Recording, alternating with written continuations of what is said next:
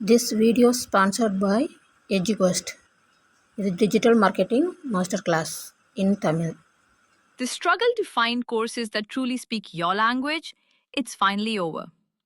Welcome to EduQuest, where learning is made just for you. At EduQuest, we bring you a wide range of online courses, from career building programs to skill boosting masterclasses, all in your regional language. Because we believe language should never be a barrier to success. Our courses are tailor made after understanding what today's learners really need. So why wait? Start learning the smarter, simpler way only with EduQuest. Visit eduquest.courses and explore your next course today. And hey, don't miss out on our exciting offers and promotions. இன்றைக்கி வீடியோவில் என்ன பார்க்க போகிறோன்னா ப்ரெட்டை வச்சு ஒரு sweet recipe தான் பார்க்க போகிறோம். அதாவது ப்ரெட்டும் பாலும் இருந்தால் போதுங்க, ஈஸியாக வீட்லேயே நீங்கள் இந்த ஸ்வீட் செஞ்சிடலாம். சாப்பிட்றதுக்கு வாயில் வச்ச உடனே கரைஞ்சிடுங்க, அவ்வளோ சூப்பராக இருக்கும். கண்டிப்பாக இந்த ரெசிபியை நீங்கள் ட்ரை பண்ணி பாருங்கள். அப்புறம் நீங்கள் ஒவ்வொரு டைமும் ப்ரெட்டு வாங்கும் போதெல்லாம் இந்த ஸ்வீட் ரெசிபியை கண்டிப்பாக பண்ணுவீங்க. பாருங்கள், நீங்கள் வீடியோவில் பார்த்தாலே தெரியும் எவ்வளோ க்ரீமியாக ஜூஸியாக இருக்கணும்னு பாருங்கள். நீங்கள் இந்த ரெசிபியை பார்க்கணுன்னா இந்த வீடியோவை கண்டிப்பாக ஸ்கிப் பண்ணாமல் பாருங்கள். வாங்க வீடியோக்குள்ளே போகலாம். ஃபஸ்ட்டு ஒரு பாத்திரத்தில் கஸ்டர்ட் பவுடர் 2 டேபிள் ஸ்பூன் எடுத்துக்கோங்க.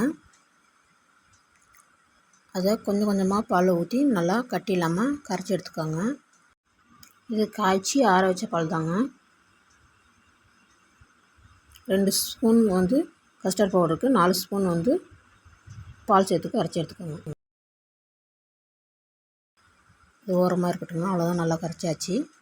இப்போ வந்து நான் 1/2 லிட்டர் பாலை நல்லா காய்ச்சி ஆற வச்சு எடுத்து வச்சுருக்கேன்.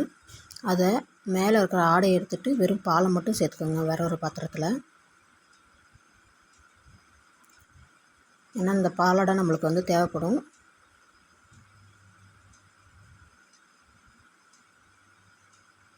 அவ்வளோதாங்க. இப்போ வந்து ஸ்டவ் ஆன் பண்ணி பாலை நல்லா காய்ச்சிக்கோங்க. ஒரு கொதி வந்துருச்சுங்க.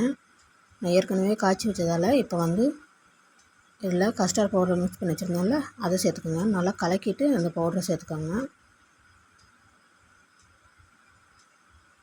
அதை சேர்த்துட்டு நல்லா கொதிக்க விடுங்க. இது வந்து ஒரு க்ரீமி பதத்துக்கு வரணும். க்ரீமி பதத்துக்கு வரது வரலும் இது நல்லா கொதித்து வரணுங்க. இப்போ வந்து சர்க்கரை சேர்த்துக்கோங்க. ஒரு 4 டேபிள் ஸ்பூன் வந்து நான் சர்க்கரை சேர்த்துக்கிறேன். சர்க்கரை உங்களுக்கு அதிகமாக தேவைப்படுதுன்னா நீங்கள் கொஞ்சம் அதிகமாக சேர்த்துக்கோங்க.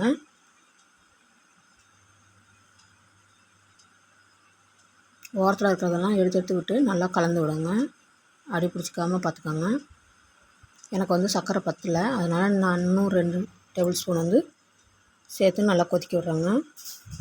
உங்களுக்கு பார்த்தாலே தெரியும் கொஞ்சம் தடிப்பாக இருக்குங்க. இன்னுமே இது கொஞ்சம் கெட்டியாக வரணும். பாருங்கள், இந்த ஸ்பேச்சுலாவில் நல்லா ஒரு பாலாடை மாதிரி படிஞ்சு வரணும். அந்தளவுக்கு வந்தால் போதும். இப்போ வந்து ஸ்டவ் ஆஃப் பண்ணிவிடுங்க. இப்போ உங்களுக்கு நீங்கள் விருப்பப்பட்ட நட்ஸை இதில் வந்து சேர்த்துக்கோங்க. நான் பாதாமையும் பிஸ்தாவையும் சேர்த்துருக்கேன். சேர்த்துட்டு இது ஓரமாக இருக்கட்டுங்க. இப்போ நான் சொன்னல இந்த பாலாடை, நான் வந்து கொஞ்சமாக தான் பாலாடை என்கிட்ட இருந்தது. நான் ஏற்கனவே எடுத்து வச்சுருந்தேங்க. அந்த பாலாடையும் 2 எடுத்து வச்சு ஒரு 3 டேபிள் ஸ்பூன் அளவுக்கு வந்து நான் பாலாடை எடுத்து வச்சுருக்கேன். இதை தாங்க ஃப்ரெஷ் க்ரீம்னு சொல்லுவாங்க. ஃப்ரெஷ் க்ரீம் இருந்தாலும் நீங்கள் அதை சேர்த்துக்கலாம். அதை சேர்த்துட்டு அதிலே 2 டேபிள் ஸ்பூன் வந்து நான் பால் பவுடர் சேர்த்துக்கிறேன். பால் பவுடர் சேர்த்து நல்லா மிக்ஸ் பண்ணிக்கோங்க.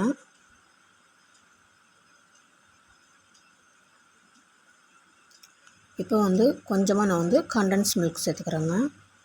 உங்கள்கிட்ட இருந்தால் சேர்த்துக்கோங்க, இல்லைன்னா ஒன்றும் பிரச்சனை இல்லைங்க. நீங்கள் வந்து இதுக்கு பதிலாக சர்க்கரையே நல்லா சேர்த்துக்கலாம். நான் திரும்பியுமே எனக்கு சர்க்கரையை தான் நான் சேர்த்து போகிறேன். சர்க்கரையை நல்லா 2 ஏலக்காய் சேர்த்து பொடி பண்ணி வச்சுருக்கேன். 2 டேபிள் ஸ்பூன் அளவுக்கு அதையுமே நான் இதில் சேர்த்துக்கிறேன். சேர்த்து நல்லா கட்டி இல்லாமல் கரைச்சி எடுத்துக்கோங்க. அவ்வளோதாங்க, நல்லா கரைச்சி எடுத்தாச்சு. பாருங்கள், கொஞ்சம் கூட கட்டி இருக்கக்கூடாது, க்ரீம் பதத்தில் இருக்கணும். இப்போ வந்து ப்ரெட் ஸ்லைஸ் எடுத்துக்கலாம். இந்த ப்ரெட்டை வந்து ஓரத்தில் கட் பண்ணிவிட்டு நீங்கள் வந்து அந்த க்ரீம் தரணுங்க. நான் எல்லா ப்ரெட்லேயுமே ஓரத்தெல்லாம் கட் பண்ணிவிட்டு உங்களுக்கு எடுத்து காட்டுற பாருங்கள்.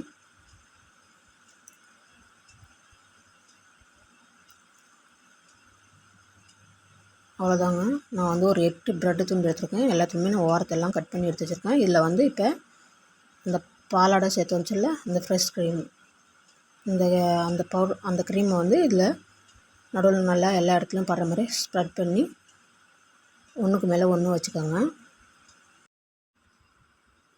அவ்வளோதாங்க. இப்போ எல்லாத்துலேயுமே நான் வந்து தடவி வச்சுட்டேன். இப்போ வந்து பேக்கரியிலலாம் வாங்கல அந்த பாக்ஸ் வந்து நான் எடுத்துக்கிறேன். நீங்கள் வேறு ஏதாவது பாக்ஸ் மாதிரி ஏதாவது ஒரு டப்பா இருந்தாலும் போதும், அதை எடுத்துக்கோங்க. இப்போ வந்து இதில் வந்து நம்ம அந்த கஸ்டர்ட் பவுடர் பால்லாம் கலந்து வச்சுருல அதை முதல்ல வந்து ஒரு 2 கரண்டி அளவுக்கு ஊற்றிக்கோங்க. மேலே ப்ரெட் வைங்க. திரும்பியும் இந்த க்ரீமை ஊற்றுங்க. திரும்பி மேலே ப்ரெட் வைங்க. திரும்பியும் இந்த க்ரீம் ஊற்றிக்கோங்க. ஏன்னா இது அப்போ தான் நல்லா ஊறி நல்லா சாஃப்டாக நம்மளுக்கு சாப்பிட்றதுக்கு நல்லாயிருக்கும்.